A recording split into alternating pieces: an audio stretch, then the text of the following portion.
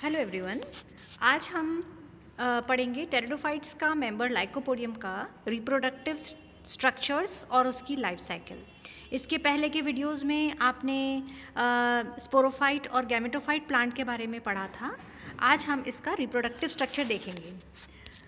Lycopodium जैसा हमें पता है कि जो गैमेटोफाइट्स होते हैं यानी कि युग्मकोद्भिद अवस्था जो है वो 3 प्रकार की मिलती हैं। अलग अलग स्पीशीज़ में अलग अलग प्रकार की युग्मकोद्भिद मिलते हैं। अब मुख्यतः हमने ये देखा कि सभी जो भी गैमेटोफाइट हैं उनमें जो वायवीय भाग होते हैं यानी कि जो भाग भूमि के ऊपर होता है उनके अंदर ये रिप्रोडक्टिव स्ट्रक्चर्स पाए जाते हैं। देखिए ये वाला भाग जो है इसमें इस वाले में भी ऊपर वाला भाग है और यहाँ पर भी जो ऊपर वाला भाग है इन्हीं में ये जनन अंग या रिप्रोडक्टिव पार्ट्स इसके पाए जाते हैं। अब रिप्रोडक्टिव पार्ट पढ़ने के लिए सबसे पहले हम इनका चित्र देखते हैं। देखिए यहाँ पर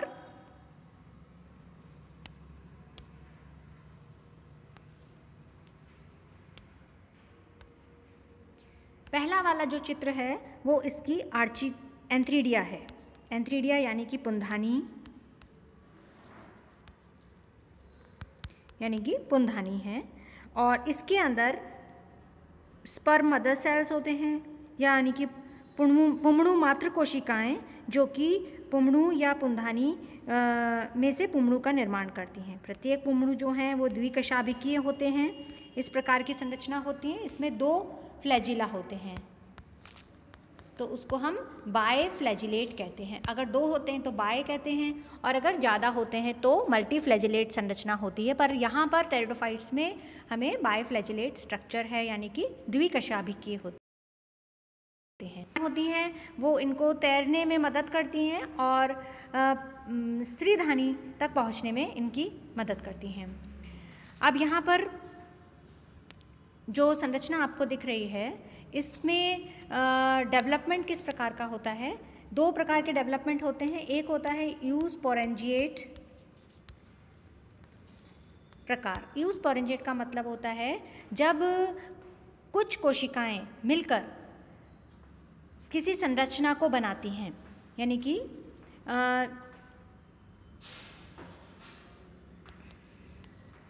मैनी सेल्स कह सकते हैं। जब मिलकर डेवलपमेंट में भाग लेती हैं तो उसको हम यूस्पोरेंजिएट टाइप ऑफ डेवलपमेंट कहते हैं। वहीं दूसरा आता है लेप्टोस्पोरेंजिएट टाइप ऑफ डेवलपमेंट जिसमें कि एक ही स्तरीय कोशिका होती है और उससे ही सारा डेवलपमेंट होता है, चाहे वो बीजाणुधानी का हो, चाहे वो एंथ्रीडिया को हो, आर्चिगोनिया को हो। इस प्रकार के जब डेवलपमेंट होते हैं तो वो एक कोशिका से अगर हैं सिंगल सेल तो वो लेप्टोस्पोरेंजिएट टाइप ऑफ डेवलपमेंट होता है।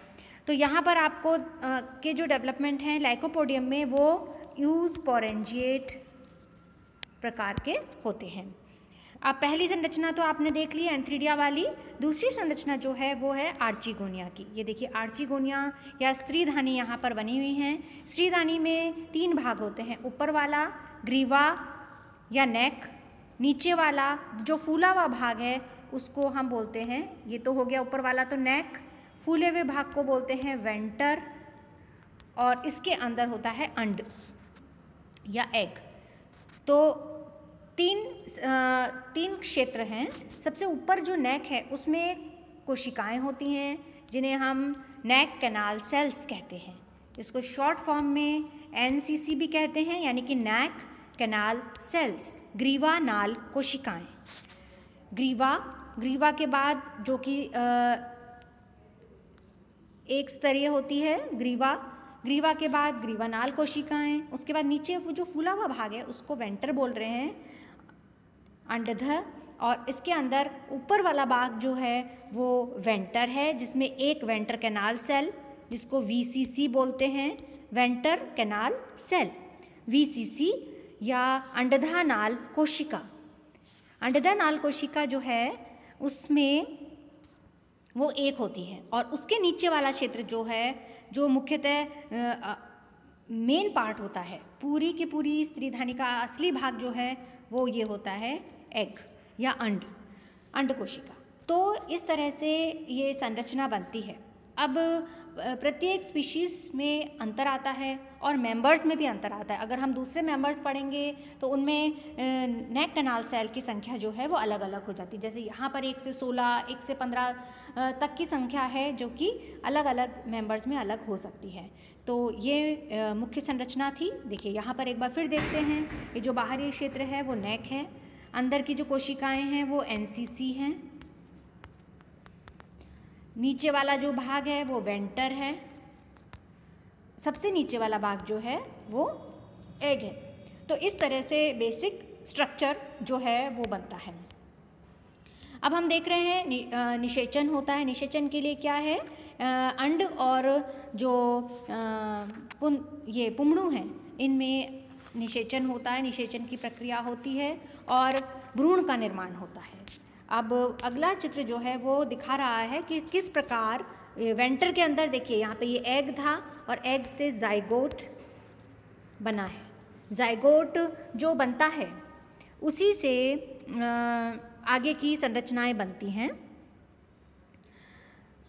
निषिक्तांड जो कि जाइगोट कहलाता है, जो कि 2n संरचना है, डिप्लॉयड है, जिसको हम युग्मनज कहते हैं, और वो शीघ्र ही निषिक्तांड बना देता है। अब इसके बाद जो भी डेवलपमेंट होता है वो एम्ब्रियो डेवलपमेंट या एम्ब्रियोलॉजी, भ्रूण का परिवर्धन कहलाता है।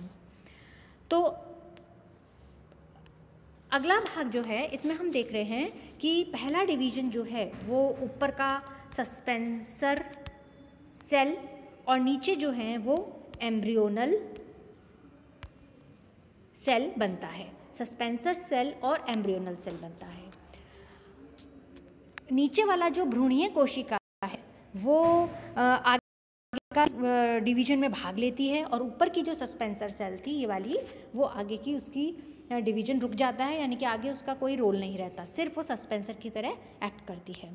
अब नीचे वाली जो कोशिका थी उसी में पहले ट्रांसवर्स फिर लॉन्जिट्यूडनल डिवीजन होते हुए ये 4 कोशिकीय से 8 कोशिकीय होने के बाद ये इस प्रकार भ्रूण का निर्माण करती है। जैसा आप देख रहे हैं क्षेत्र, ये भ्रूण का निर्माण कर रही है, जिसमें कि पहली पत्तियां बनती हैं और तना बनता है।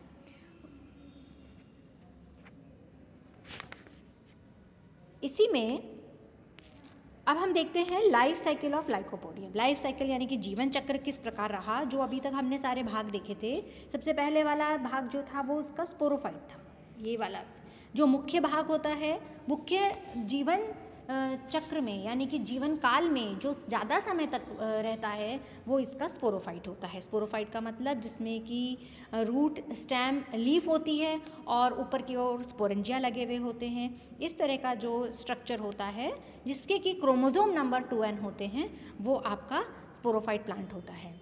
स्पोरोफाइट प्लांट के ऊपर स्पोरेंजिया लगे हुए हैं। ये देखिए स्पोरेंजिया लगे हुए हैं, ये इस चित्र में दिख रहे हैं। और स्पोरेंजिया जो हैं वो कैसे हैं, पत्ती के ऊपर स्पोरेंजिया लगे हुए हैं, यानी कि स्पोरोफिल है, स्पोरोफिल के ऊपर स्पोरेंजिया लगे हुए हैं और हर स्पोरेंजिया जो हैं वो उसके अंदर स्पोर्स हैं। अब हमें पता है कि कोई भी संरचना 2n से n कैसे बनती है।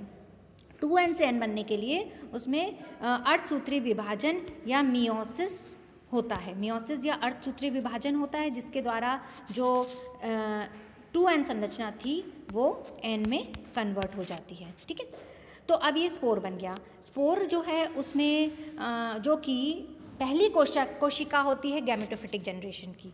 देखिए अब इसके बाद यहाँ पर गैमेटोफाइट बनना शुरू हो गया है। गैमेटोफाइट जो कि भिन्न भिन्न स्पीशीज़ में अलग अलग पाया जाता है। और यहाँ पर आप देख रहे हैं एक गैमेटोफाइट इन्होंने का स्ट्रक्चर इन्होंने दिखाया है। इनमें नीचे का भूमिगत भाग होता है और ऊपर की ओर पालियाँ होती हैं जिनमें कि रिप्रोडक्टिव स्ट्रक्चर्स या जनन अंग लगे हुए होते हैं। ये जो जनन अंग हैं जैसे कि स्त्रीधानी और पुंधानी यानी कि आर्चिगोनिया और एंथीडिया, ये इस भाग में होते हैं और इन्हीं में निषेचन के द्वारा यानी कि फर्टिलाइजेशन के द्वारा जो संरचना बनती है वो होती है जाइगोट, यानी कि जो n क्रोमोसोम था वो n+n से यहाँ पर वापस 2n बन गया। अब इन्होंने जो संरचना बनाई है वो जाइगोट है। जाइगोट में हमें पता है डेवलपमेंट होता है और जिसे हम एम्ब्रियोलॉजी कहते हैं। डेवलपमेंट के बाद एम्ब्रियो बनता है और ये जो एम्ब्रियो है वो बाद में स्पोरोफिटिक प्लांट को जन्म देता है। यहाँ पर इस चित्र में आप देख रहे हैं एम्ब्रियो जो था उसने स्पोरोफिटिक प्लांट को बनाया। तो इस तरह से ये पूरा जीवन चक्र चलता है और ऑल्टरनेशन ऑफ जनरेशन पीढ़ियों में होता है। ऑल्टरनेशन ऑफ जनरेशन पीढ़ी एकांतरण जो कि हर पादप में पाया जाता है और ये एक ज़रूरी प्रक्रिया होती है जिससे कि जो क्रोमोसोम नंबर है वो इनका n से 2n और वापस n बनता है। तो इस प्रकार आप इन सभी वीडियोस को देखिए लाइकोपोडियम के और इसको समझने की कोशिश करिए। प्रैक्टिकल में भी आपको इनके बनाने हैं चित्र कोन के और स्टेम के, जो कि मैं आपको समय समय पर बता दूंगी, तो इसको आप अच्छे से समझने की कोशिश करिए।